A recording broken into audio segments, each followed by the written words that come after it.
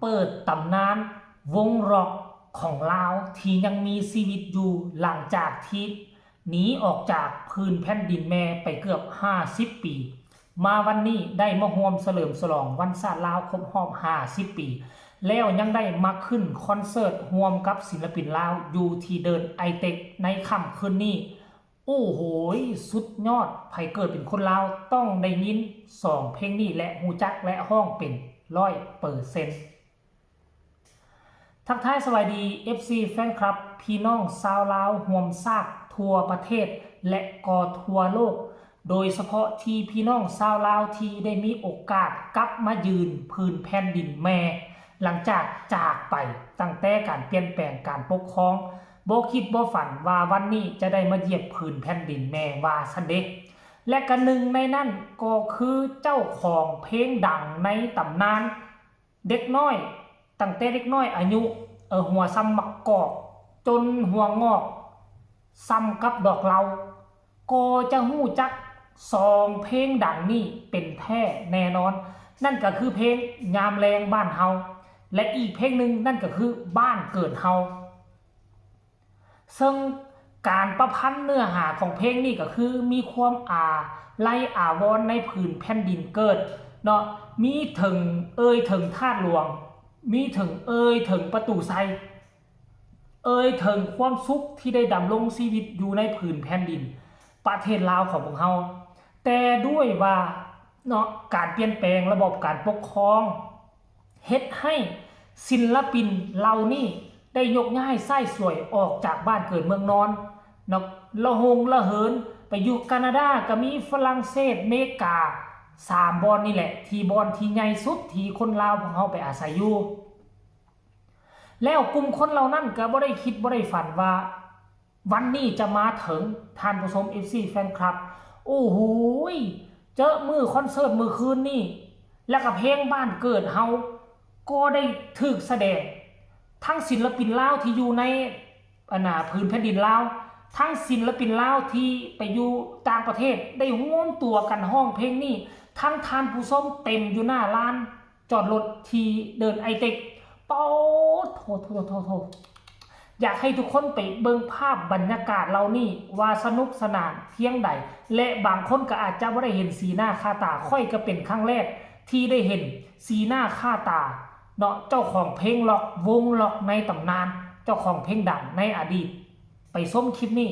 แล้วจึงมาพ่อกันในช่วงต่อไปส้มพร้อมๆกันเลย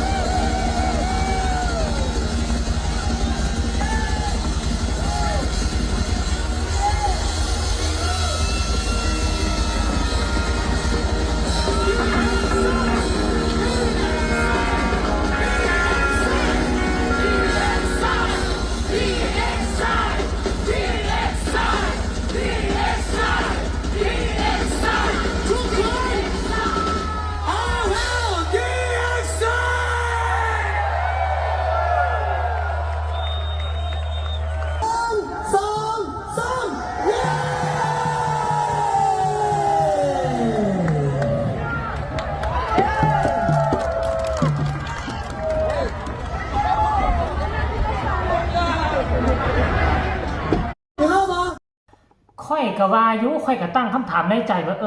เพลงดังๆ2เพลงนี่น่ะผู้ใดเป็นเจ้าของเสียงเพลงและตอนนี้เพิ่นไปไสคันว่าเพิ่นอยู่ในลาวเพิ่นก็น่าจะเคลื่อนไหวเพลงใหม่มาติ๊กๆแน่นะว่ะเอาแท้เอาว่าเพิ่นไปอยู่ที่ต่างประเทศท่านผู้ชมเพิ่นไปอยู่ที่ต่างประเทศมาสีหน้าค่าตากระจงผมยาวกับวงล็อกก็คือล็อกกันแหละวงล็อกวงพังท่านผู้ชมว่าวงล็อกสีหน้าค่าตาอายุอานามกับประมาณ5 ถึง 60 ปีแล้วกับเพิ่นจากลาวไปกับ40 กว่าปีว่าง่ายๆว่าเกือบ50 ปีนั่นแสดงว่าตอนเพิ่นไปอายุของเพิ่นน่าจะอยู่ในราวๆ20 ปีต้นๆ20 ปีหรือ20 ปลายปีเพิ่นก็น่าจะ60 ปีเบิ่งสีหน้าค่าตาแต่การลิ้นกีตาร์การโซโล่กีตาร์การร้องเพลงนี่ยังสื่ออารมณ์ได้ดีและเพิ่นก็ดีอกดีใจยอมือนบขอบุญขอบคุณคนลาวของพวกเฮาที่ต้อนรับอย่างคับค้าหนาแน่นเนาะเพิ่นไปอยู่พุ่นแล้วจะชื่อว่าเพิ่นเป็นคนลาวตามกฎหมายแล้วมันก็บ่ถูกต้องเพิ่นก็เป็นคนต่างประเทศอะไรได้สัญชาติพุ่นแล้วแต่เพิ่นเป็นเสื้อชาติลาวแต่สัญชาติบางคนก็สัญชาติอเมริกาฝรั่งเศสบางคนก็สัญชาติแคนาดาแต่ถามว่าเป็นเลือดลาวบ่เลือดลาว100%ท่านผู้ชม FC แฟนคลับเอาคลิปนี้ก็ให้ทุกคนแชร์ไปหลายๆเรื่องเล่าดีๆระวังเล่านอกเล่าในปัจจุบันนี้โลกมันเปลี่ยนไปเนาะละทิมเรื่องเล่าในอดีตหันหน้าเข้ามาหากันพากันมาจับมือกันย่างพัฒนาบ้านเฮาให้มันดีขึ้นบ่ว่าจะเป็นเศรษฐกิจบ่ว่าจะเป็นวงการวัฒนธรรมกีฬาและศิลปวรรณคดีก็ให้มันก้าวหน้าไปนํกันอ้ายฮู้2น้องฮู้1นำเอาเทคโนโลยีความรู้แบบทันสมัยอยู่ต่างประเทศเข้ามาผสมผสานกับบ้านเฮาแล้วบ้านเฮาก็จะเจริญไปหน้าติ๊กๆโดยที่บ่มีสิ่งใดมาขัดขวางสำหรับคลิปนี้ก็จะฝากฝังเอาไว้ซ้ำนี้ก็แล้วกันสบายดี